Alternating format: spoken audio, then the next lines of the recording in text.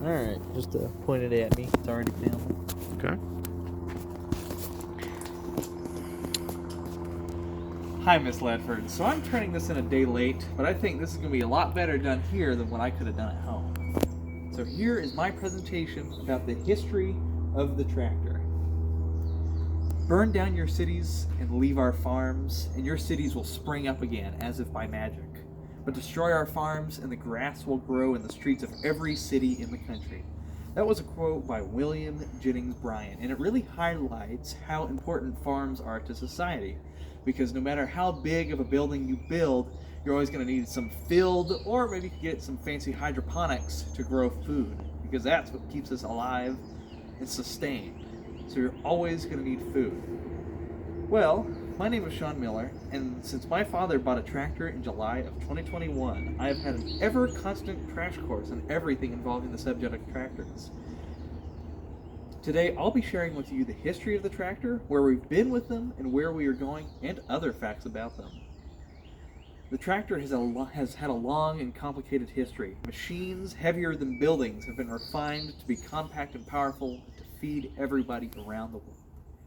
So, tractor. Well, first off, before we talk about tractors, let's talk about the definition. A tractor is a powerful motor vehicle with large rear wheels used chiefly on farms for hauling equipment and trailers. So, why do we want to know about this definition? Well, you kind of get into the territory of like a garden tractor or something, and then things kind of get confused. So, if we come over here, right here, this is what could be referred as a riding lawnmower, or some people call them garden tractors, which kind of confuses things. Over here is real tractors. Now, a real tractor could be anything like small, like small one like my father owns, or it could be one of these big ones. But to help you determine, there's a few key differences. First, tractors do a whole lot more than mowing and cutting grass. I mean, you can lift dirt, move dirt, you can do a whole lot of stuff with dirt, but you can also still mow grass. Tractors are primarily diesel powered. I'm sure you could find a few gas ones out there, and they even have electric ones, which we'll get into later, but primarily you're going to find diesel tractors. And tractors, what really sets them apart is that they have a 3-point hitch for attaching implements, and hydraulics, and a PTO shaft for operating said implements. So those are the key differences. Before we had the tractor, though, we had donkeys. You see these little guys right here? Look how cute they are. We had donkeys, which they didn't was right then because we good? Yeah, I accidentally turned it on myself. Oh, okay, that's fine. Yeah, we'll keep going. So back then they weren't exactly so cute because we kind of had to work them to death. They were just an animal used to plow the fields and kind of do all the stuff that we couldn't do ourselves. These animals were very important to farming in the early 1900s. I mean, having a donkey, I mean, you're a big shot. If you had a nice, strong donkey, couple of them, if you had a team, woo, you could plow a field to your heart's desire. But also, animal abuse and stuff, because, animals aren't going to have such a fun time if all they're doing is just hauling heavy stuff all day. But that's what we used them for. But animals, they have their issues.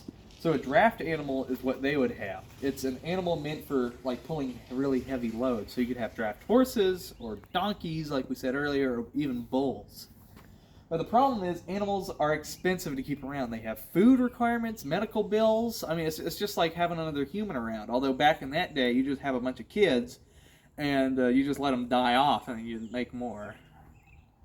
They could also create a deadly end for a farmer through trampling or kicking them. And while tractors can do the same, a tractor is a lot more predictable compared to the donkey, which, I don't know, it could just be having a bad day. It's like, I don't like it anymore. And animals had limited purpose. While they could plow the fields, you're not really going to ride into town on your donkey, are you? Not exactly. And you can't exactly mow grass. Well, I guess the donkey could eat the grass, but they're kind of limited in their functionality. Cue the tractor. In the beginning, tractors, I mean, they look like this. They were huge. Like the size of a barn, almost. Weighed several thousands and thousands, probably like 20,000 pounds. Yeah, by the 1870s, tractors were a thing. Not that long ago. They weighed 30,000 pounds. And they used steel wheels, which absolutely destroyed the ground. But I mean, it's a lot better than a donkey. Very expensive. Only like the really wealthy farmers, the elite, could afford them at the time. And even then, I mean, they were powered off of steam, which wasn't always the most reliable. And they needed a lot of know-how and very complicated. They utilized steam engines, which provided the risk of exploding any time because you are creating like hundreds, maybe even thousands of pounds of pressure inside that boiler to turn those wheels. But with how important food is to our society, there was, of course, rapid advancement.